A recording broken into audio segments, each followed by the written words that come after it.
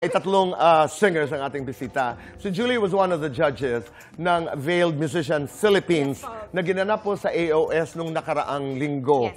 Kasama po natin ang dalawa sa mga winners. Naitay Kapuso, please welcome Garrett Bolden and Arabel de la Cruz. Arabel, thank you. Thank you. Maraming salamat.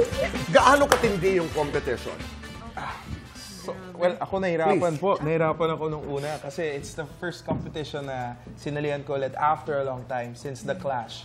And parang ulit, nag-start ulit ako sumali ng competition. So yung kaba, grabe. Alam mo kung sino ang mga kalaban mo? Hindi po. From the You audition, had no idea? I had no idea. Well, may nakasama ko isa sa audition, pero the rest hindi ko po. Pero hindi ka sigurado kung nakuha?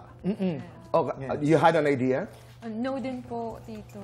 Talaga? Kaya po nung nagkakita-kita kami, na-shock din kami. Oo. Tayo pala. Pero Julie, when you were judging, di ba naka-silhouette lang sila? Yes. Kahit pa paano, alam mo kung sino or... Kahit pa paano, Tito Boy, talagang para sabi ko, parang pumili itong mga boses nila. Pero, ko lang kung tama ba yung... Tama, oo. Tama ba ako? O mali ako? Or baka nananaginip lang ako? Ganun Because you can be wrong eh, di ba? Parang tunog si Garrett ba ito? Tito Boy, hindi, tsaka lagi kasi kami magkakasama.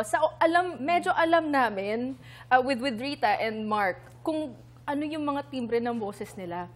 So parang, napapansin ba kayo? Parang ganun yung usap namin. Bakit sila nanalo? Because they really deserve it, Tito Boy. Oh. And they deserve to be known, not just here in the Philippines, but all over the world. And that's exactly what's going to happen because you're going to fly to South Korea for training and you will be representing the country in the Veiled Cup. Yes. Di ba? Ito'y contest na sasalihan ng mga bayan katulad ng China, Japan, Mongolia, Thailand, Indonesia at marami pang iba. Strategiya. Meron na ba kayong naiisip? Will you be competing individually or as a group? I think individual po siya, Individually. yes. Okay. So, anong iniisip niyo, Arabel, na game plan? Meron ka na bang, ano bang gagawin ko? Ikaw, Garrett?